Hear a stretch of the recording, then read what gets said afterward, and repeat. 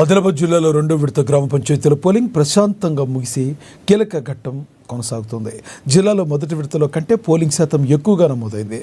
అటు పోటీ చేసిన అభ్యర్థుల్లో టెన్షన్ నెలకొంది. ఆయా మండలాల్లోని గ్రామ పంచాయతీల్లో ఫలితాలు ఒక్కొక్కటిగా బయటపడుతున్నాయి. వెలువడిన ఫలితాల్లో ఆదిలాబాద్ అసెంబ్లీ నియోజకవర్గ పరిధిలో కాంగ్రెస్ పార్టీ బలపరిచిన అభ్యర్థులు తమ సత్తా చాటుతున్నారు. అసెంబ్లీ ఇన్ఛార్జి కంది శ్రీనివాసరెడ్డి గ్రామ పంచాయతీల్లో సుడిగాలి పర్యటనలు చేసి సర్పంచ్ అభ్యర్థుల తరపున చేసిన ప్రచారం ఆయా అభ్యర్థుల విజయానికి దోహదపడింది.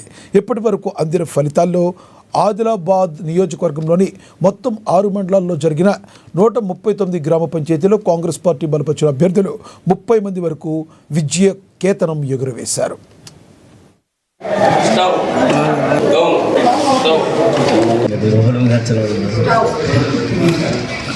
ఇక్కడ మనం కౌంటింగ్ అనేది చూసాం. జిల్లా మొత్తం ప్రశాంతంగా ఎన్నికలు పూర్తయినాయి. ఈరోజు 156 గ్రామ పంచాయతీల్లో ఎన్నికలు టేకప్ చేయడం జరిగింది. దీంట్లో ఈ యొక్క మొత్తము అన్ని జిల్లా వ్యాప్తంగా ప్రశాంతంగా పోలింగ్ అనేది పూర్తయింది.